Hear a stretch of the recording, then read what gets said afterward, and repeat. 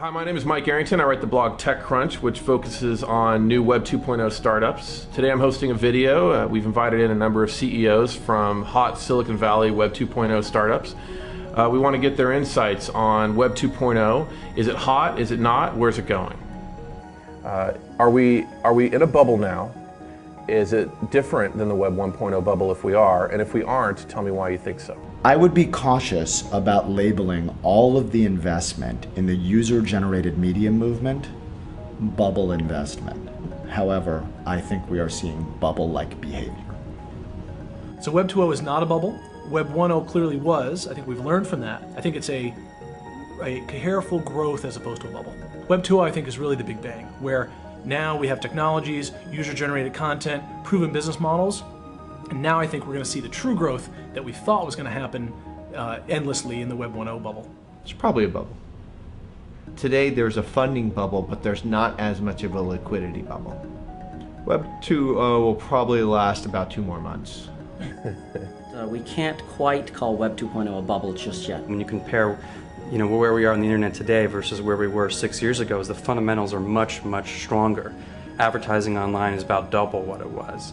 There's more commerce, there's more people online. The cost of doing business is dramatically lower.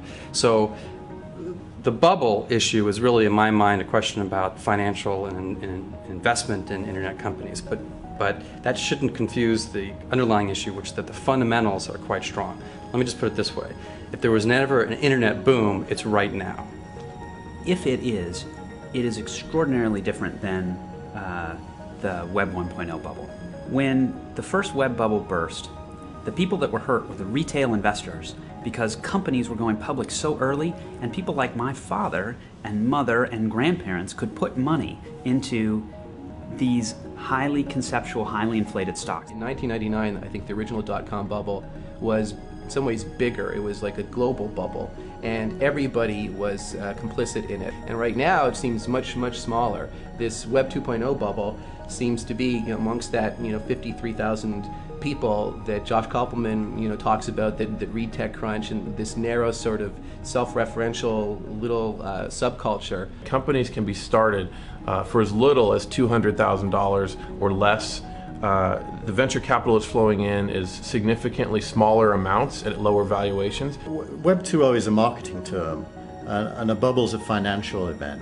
And I'd say that Web 2.0 is clearly being talked about a lot, but there is not a bubble or anything even approaching a bubble. I mean, today you've got 30 or 40 companies out there in the kind of the video upload space. They're all pretty much the same. They're all feature companies. The opportunity is large enough where a few will succeed, but the differentiation is really challenging. A lot of companies are hoping that they'll be able to exit through acquisition, but I think that there's actually a relatively small number of those at a fairly low price. Web 2.0 is fundamentally different than 1.0 because of the underlying economics. But there's elements of it that are becoming a bubble, and I think primarily that's the financing market. The other is, the process right now of building a Web 2.0 company or any technology company. It's so efficient that just about everyone wants to do it, and so hiring is very difficult. I mean, almost all companies are finding it hard to hire. It's also because Google and others are hiring, hundreds of people per week. So tell me, what kind of business trends, technology trends, user adoption trends are you seeing in your business and in other businesses? It is the philosophy and strategy that we are open, and so that we make all of our content available to move and change, and that the website page is controlled by not the people who made the company, but by the people who use the page. I think this is the primary trend.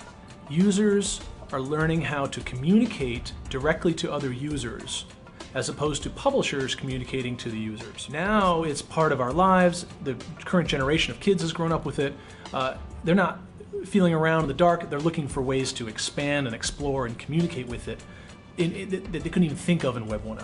I mean, we have time to create Linux, which is amazing. We have time to create Wikipedia. We have time to put reviews on Yelp. We have time to write and read blogs.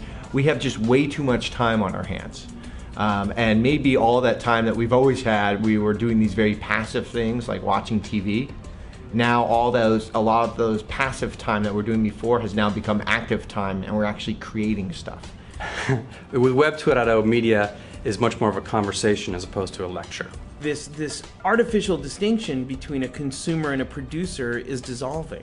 I like to call this the idea of the participant economy, as opposed to just the consumer economy, right? That I think in 10 years we'll all look back and we'll say, oh my God, do you remember that there was this humongous show in Las Vegas called the Consumer Electronics Show, when we actually insulted ourselves so much to call ourselves consumers? Now I think what you're going to see is all of the different sites fused together, where you see a piece of one site on another site and vice versa. We're hiring very differently. So we had at Excite, we had this huge growth ramp where we had to hire very rapidly. We've instituted a policy in hiring called no false positives. The idea is we don't want to let anybody in the door that could potentially be bad. Open source software and cheap hardware really make it much easier for people to innovate and start new things. Things I think that were seminal in getting this going were the Firefox browser, which had really good support for JavaScript. And certainly all of the both hype and reality of Ajax. God, I shiver when I say that word. The destinations that are going to win are really going to bring together four primary elements: search, tools or applications, content, and community.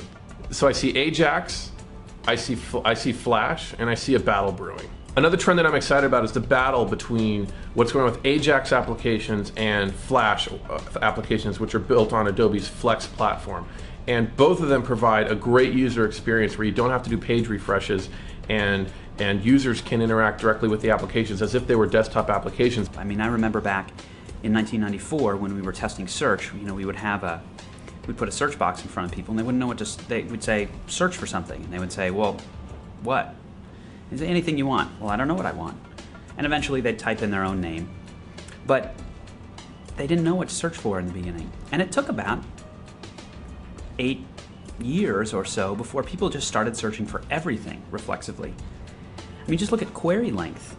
Has gone from, like 1.1 words to now, what, about 2.8? That's incredible, especially across search volume, to have a threefold increase in such a short period of time. I still think that Web 0 and Web 2.0 share the same commonality. In fact, in some ways, a lot more exciting right now with Web 2.0, and there's two reasons. One is the sheer number of users is increasing. Just in the last few years in China, it went up from almost nothing to 120 million internet users.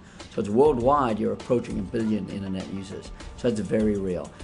The other trend, I think, is that the demographic is changing. We thought of early adopters as sort of geeks, typically. And I think there's a whole group of, the millennial generation who are people who actually just grew up with technology. The amount of time that people spend online. Now, TV is really the big loser in that. So people are spending more and more time online and they're cutting out other activities. And one of those big other activities they're cutting out is TV. The line has moved a long way since the days of Napster. I think content owners are beginning to understand that the value of their data is much greater if it's distributed outside of their environment than if it's locked up inside a single environment.